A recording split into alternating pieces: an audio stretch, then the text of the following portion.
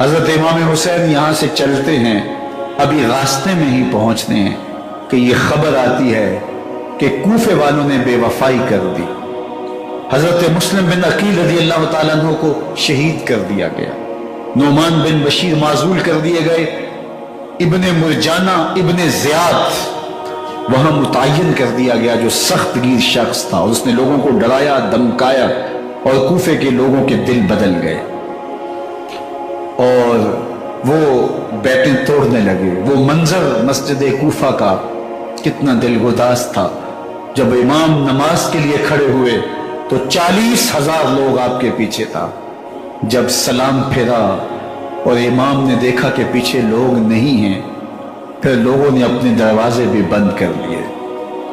رات کی تنہائیاں ہیں اور حضرت مسلم بن عقیل کو کوئی پناہ دینے والا نہیں، لوگوں نے دروازے بند کر لیے کہ کہیں ہمارے گھر میں نہ آ جائیں اور ہم مشقت اور حکومتی جو ہے وہ تشدد کا شکار نہ ہوں۔ کتنا دردناک لمحہ ہے حضرت مسلم بن عقیل رضی اللہ تعالیٰ عنہ پہ، اور پھر حضرت مسلم بن عقیل بے دردی سے شہید کر دیے جاتے ہیں۔ آپ ابھی راستے میں ہیں، یہ ساری کہانی پہنچتی ہے کہ حضرت مسلم شہید کر دیے گئے اور بے دردی سے شہید کر دیے گئے۔ وہ جنہوں نے خط لکھے تھے کہ ہم آپ کے ساتھ ہیں اور ہم منتظر ہیں، چشم بڑا ہیں، آپ کے قدموں کی چاپ سننے کے لیے بےتاب ہیں، آج انہوں نے بیتیں توڑ دی، 40,000 کوفی منحرف ہو گئے۔ مسجد کوفہ کا وہ منظر کس قدر روح کو تڑپا دینے والا تھا۔ ہم پچھلے سال عصر اور مغرب کے درمیان جب کوفہ پہنچے تو سورج ڈوبنے کے قریب تھا۔ میں نے اپنی زندگی میں اتنا اداس موسم کہیں نہیں دیکھا جتنا اداس موسم کوفے میں دیکھا۔ ایسے لگتا تھا جس طرح کوفے کی آب و ہوا آج بھی شرمندہ ہے۔ جو مسلم بن عقیل اور خاندان نبوت کے ساتھ اہل کوفہ نے کیا، حضرت امام حسین رضی اللہ تعالیٰ عنہ کو ان کے بہی خواہوں نے، اعزاء نے، اقربا نے، دوستوں نے، آوان و انصار نے، ساتھیوں نے کہا کہ حضرت حالات یکسر تبدیل ہو گئے، اب ہمیں مراجعت کر جانی چاہیے، واپس پلٹ جانا چاہیے۔ تو حضرت امام حسین کافی سوچ بچار میں رہے، پھر اس کے بعد آپ نے فیصلہ کیا کہ ہم آگے بڑھیں گے۔ دوستوں نے کہا کہ حضرت اگر آپ آگے بڑھیں گے تو ہمیں لگتا ہے کہ وہ آپ کے ساتھ سلوک اچھا نہیں کریں گے اور آپ بچوں کے سامنے پیاس سے شہید کر دیے جائیں گے۔ تو حضرت امام حسین رضی اللہ تعالیٰ عنہ نے وہاں ایک خطبہ ارشاد فرمایا کہ لوگوں تم جو مجھے بتا رہے ہو مجھے اچھی طرح معلوم ہے، جو تم مجھے منظر پیش کر رہے ہو وہ میری نگاہوں میں ہے، اور جو کچھ ہونے والا ہے چشم تصور وہ منظر دیکھ رہی ہے۔ کیونکہ حضرت امام حسین رضی اللہ تعالیٰ عنہ کی شہادت کی خبر حضرت امام حسین کے پیدا ہوتے ہی خاندان نبوت میں عام تھی۔ حضور علیہ السلام کو یہ بات جبریل امین نے آ کے بتائی تھی جب حسین ابن علی کے ساتھ حضور محبت کا اظہار کر رہے تھے، تو یہ جبریل امین نے آ کے کہا تھا حضور آپ کا یہ بیٹا ارض طف میں شہید کر دیا جائے گا، اور کربلا کی مٹی لا کے حضور کو دی اور ام سلمہ کو حضور نے عطا کر دی۔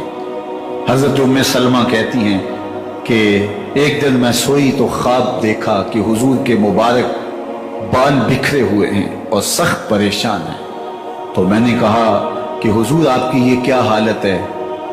وَبِيَدِهِ قَارُورَةٌ، اور حضور کے ہاتھ میں ایک شیشی ہے، فِيهَا دَمٌ، جس کے اندر خون ہے۔ تو میں نے کہا حضور یہ کیا؟ فرمایا میں قتل گاہ حسین سے آ رہا ہوں اور یہ حسین ابن علی کا خون ہے۔ تو کہا 10 محرم کا دن تھا، دوپہر کا یہ منظر تھا، میں کیلولہ کر کے اٹھی، جب میں نے دیکھا تو وہ شیشی جس میں کربلا کی مٹی رکھی تھی وہ خون بن چکی تھی۔ تو یہ خبر پہلے دی گئی تھی، یہ بتا دیا گیا تھا۔ فرمایا میرے دوستو جو تم مجھے بتاتے ہو میں اس سے بے خبر نہیں ہوں، یہ سب کچھ ہونے والا ہے، لیکن اس کے باوجود میں کیوں جا رہا ہوں؟ تو آپ کا ایک تاریخ ساز جملہ ہے جو کربلا کے فلسفے کو ہمارے سامنے رکھتا ہے کہ یہ اتنا بڑا امتحان کیوں دیا۔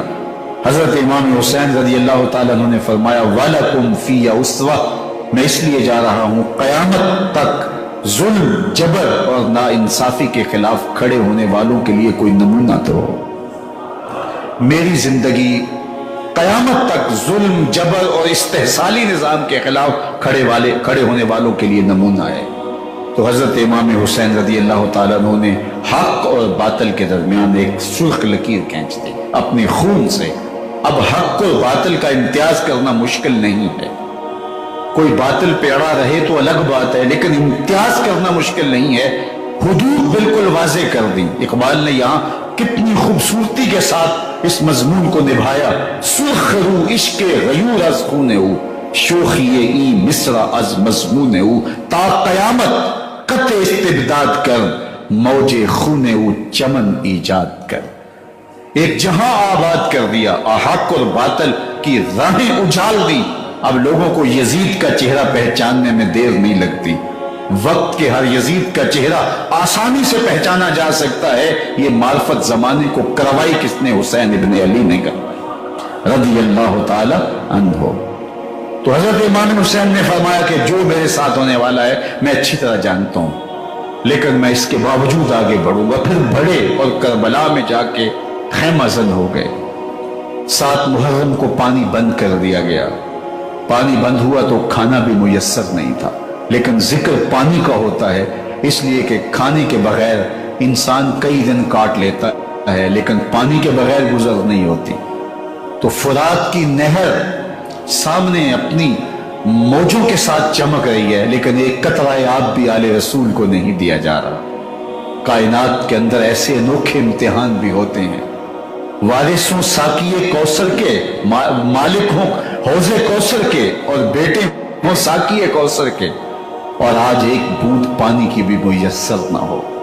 صبر کا امتحان ہے، عزیمت کا امتحان ہے۔ حضرت امام حسین رضی اللہ تعالیٰ عنہ خیمہ زن ہو گئے۔ 3 دن تک پانی بند رہتا ہے۔ 9 محرم کو رات کی تنہائی میں حملہ آور ہونا چاہتے ہیں، لیکن آپ نے کہا کہ ہمیں اللہ کے حضور عبادت اور ذکر کے لیے وقت دیا جائے۔